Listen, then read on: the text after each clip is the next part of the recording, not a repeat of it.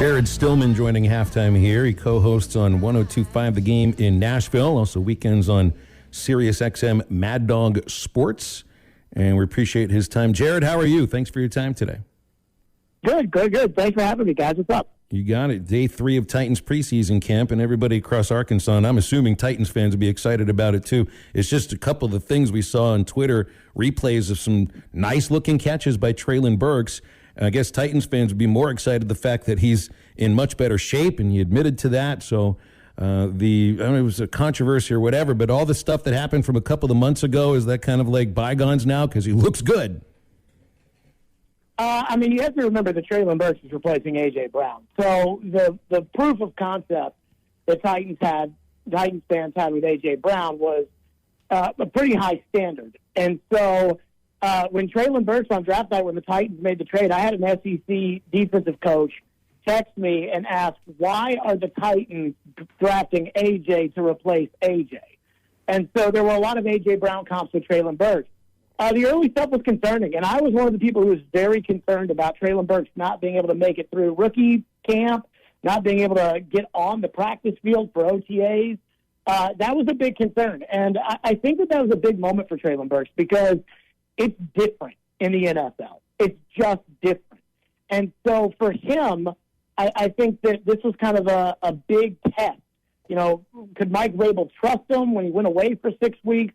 Could he lose the weight? Could he stay in shape? Could he do the things that it takes to be a professional? And he came out, he passed his conditioning test.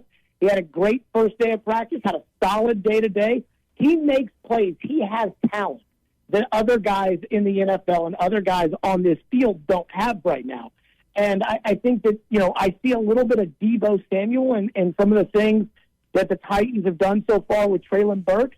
But again, as everybody would caution most people, although I'm one to not caution, it's only the first 3 days of training camp. But Treylon Burks has done some really, really nice things. I think he's part of a puzzle for the Titans. They look to get back to the playoffs and probably take that next step. Treylon returned punts a bit his first 2 years, not so much last year. I read where he's fielding punts with the Titans. Is there a thought that he could be maybe not a featured punt returner, but somebody that gets opportunities? He looked good when he did it at Arkansas. He caught the ball a little bit awkwardly, but he's good.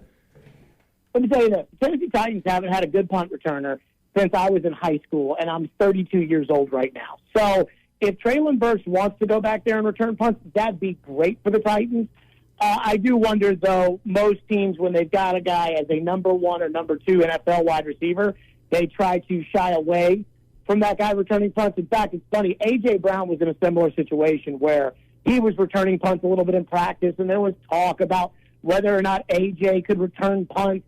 And ultimately, A.J. would practice it, and the Titans had so many issues at punt returner over the last couple of years that it felt inevitable that A.J. would ultimately get an opportunity to do it, and he didn't. So I think the Titans drafted a kid out of UCLA by the name of Kyle Phillips in the 5th round. I think they really want him to be their punt returner. I would doubt that Treylon Burks will get an opportunity to return punts outside of training camp. But Mike Vrabel did say yesterday that, they're going to give him an opportunity so far. I'd be surprised, though, come game time. If Burks is where I think he'll be, which is in the starting lineup, and as the number 2 receiver for the Titans to Robert Woods, I doubt that we see him return punts. Just because in the NFL, a lot of starting receivers don't return punts. Mm-hmm. Well, off the field, though, when it comes to Treylon Burks, and being from Memphis, I have a lot of friends that are Titans fans, and the draft night came around, they all text me, what are we getting out of this guy? I said, one, you're going to get a great football player on the field, you're going to get an even better guy off the field, and has he been in Nashville long enough to really become part of the community? Like, how is having interaction? Have you had any interactions with him, personally, since he's been there? Sure.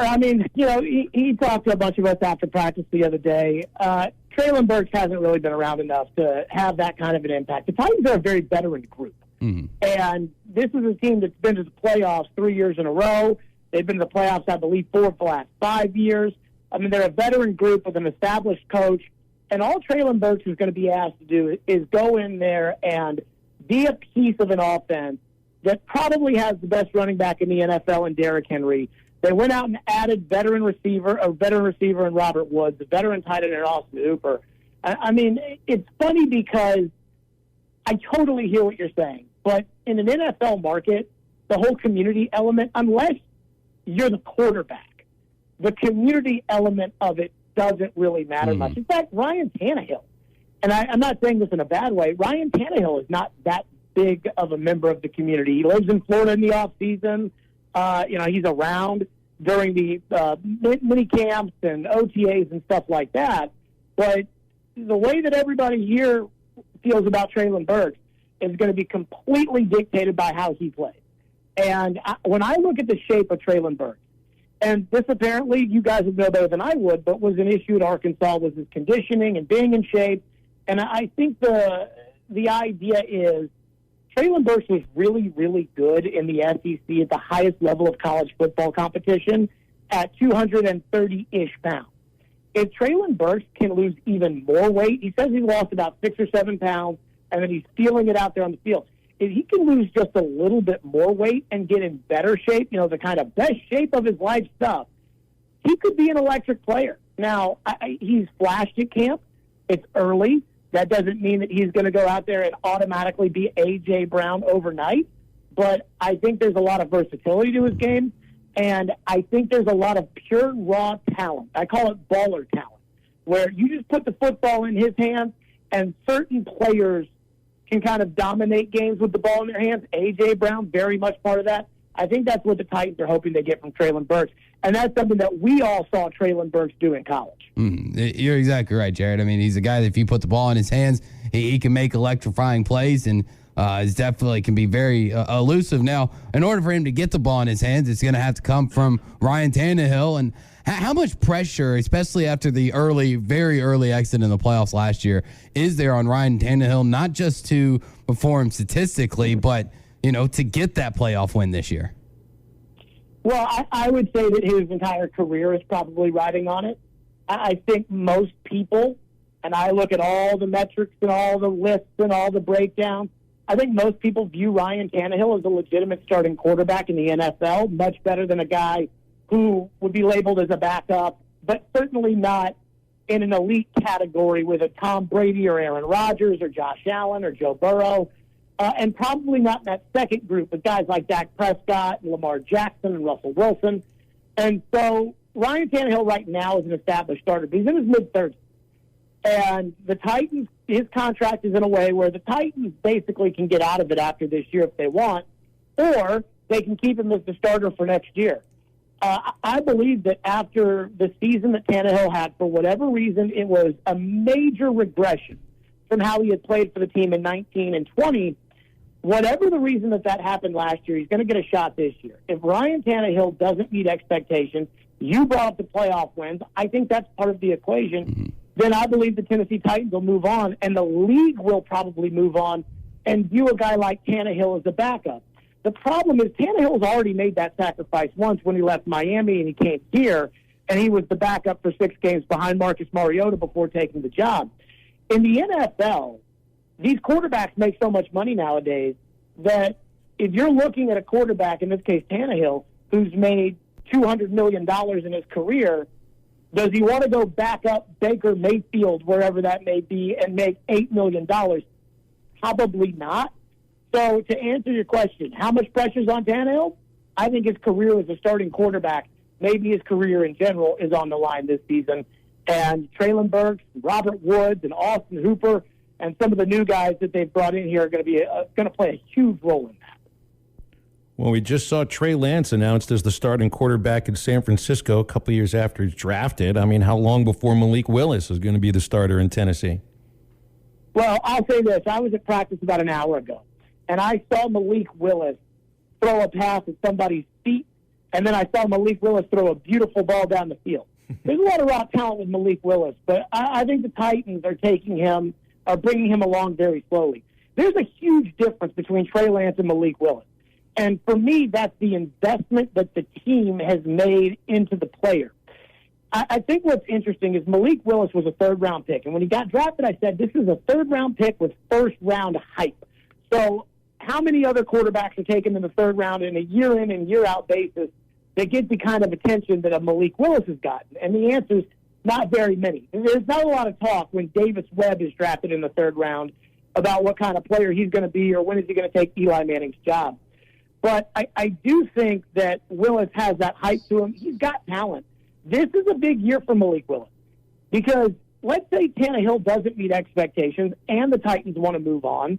Well, the Titans are going to have a couple of options. There's going to be free agent quarterbacks who would be available. There's going to be a draft class this year that apparently is pretty strong at the quarterback position. And then there would be Malik Willis. Well, if Willis doesn't prove in this year-long period that he's the next guy, the Titans can easily move on. Busting on a third-round pick is not the end of the world, especially at the quarterback position. The San Francisco 49ers spent 3 first-round picks on Trey Lance, and they took him third overall in the draft.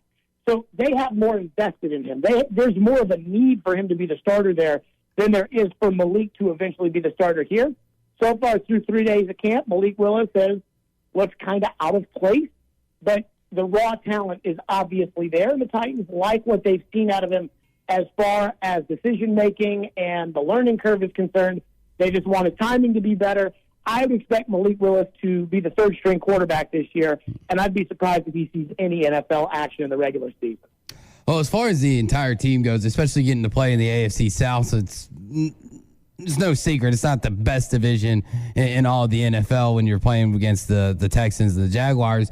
How close are the Colts to, do you think, contending with Tennessee for the division with Jonathan Taylor, Matt Ryan, there, heck, even Nick Foles could be a part of that quarterback conversation in Indianapolis? How close are the Colts? I think that they're really, really close. I think both sides are pretty even on paper. To me, the difference between the two is I think the Titans have a much better coach than the Colts do. I mean, Frank Reich has accomplished nothing in the NFL, and yet I feel like there's a lot of talk about Frank Reich as some offensive genius or some unbelievable head coach, and I'm not exactly sure what that's rooted in. As far as the Titans are concerned, Mike Vrabel's the reigning coach of the year. Again, Vrabel's been a coach for 4 years. He's made the playoffs 3 years, including a trip to the AFC title game where he outcoached Bill Belichick in the wild card round. The difference, though, is the schedule. Indianapolis, and this is where this first place, second place thing becomes an issue. Under a 16-game schedule, the difference in opponents is inside your own division would be 2 games. And that would all be conference related. Now it's 3, and it includes an extra out-of-conference game. The 3 games the Titans have that the Colts don't have are on the road at Green Bay, on the road at Buffalo, and at home against Cincinnati. So Tennessee, instead of Indianapolis' schedule, they're going to get Aaron Rodgers, Josh Allen, and Joe Burrow. Meanwhile, the Colts, for those 3 games, will get Kirk Cousins, Kenny Pickett, and Mac Jones.